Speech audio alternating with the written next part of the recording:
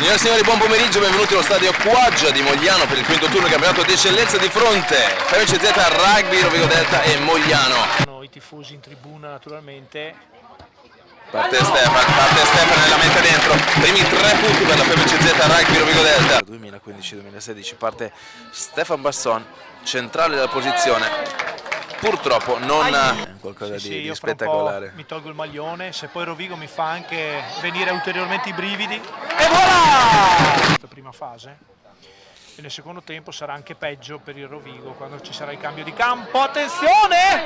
Mamma mia, è passato di pochissimo. Mediano d'apertura del Mogliano che comunque centra i pali. Bravo Ristito. Introduzione Indrizzi. Ancora equilibrio, poi bene Rovigo, ancora bene Rovigo. Se ne esce molto bene Alvorsen però, che punta direttamente Lucio Rodriguez. Un'ottima pressione da cui il numero 8 sudafricano è uscito egregiamente. Filippucci alla corsa, dobbiamo ricomporre immediatamente la linea difensiva. Già. Si apre tutta, sono dolori. C'è Odiete e qui Rosco deve chiudere molto bene con il sostegno anche di Guarducci. Odiete crea il buco all'interno, attenzione, c'è un doppio sostegno per l'estremo moglianese che se ne va rispetto al Stefan Basson che va a segnare la meta. Quasi in bandierina.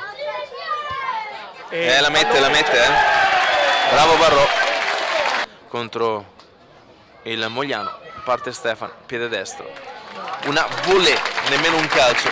Attenzione, muovono le valle. Con Barro, mamma, ancora dietro l'inserimento che se ne va in mezzo ai pali. Anche dopo praticamente intanto arriva la segnatura di Barro, anche perché nel secondo tempo il sole ce l'avrà in faccia e la mette dentro Basson. No, tenta il drop e voilà, marcatura, calcio di rimbalzo del mediano d'apertura Barro, poter capitalizzare al piede.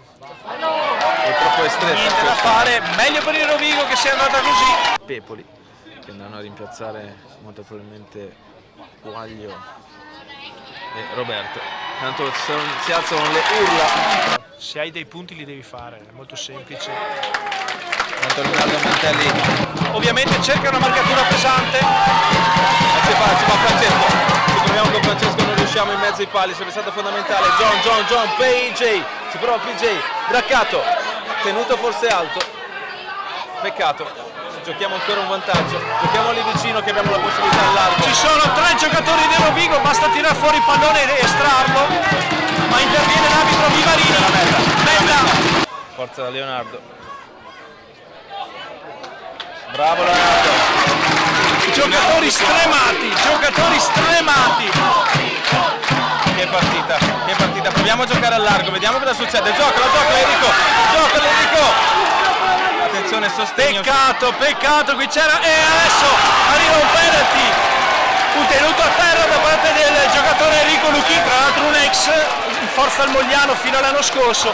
E così Mogliano porta a casa la vittoria 23-22 quando il cronometro segna il 49esimo e 43.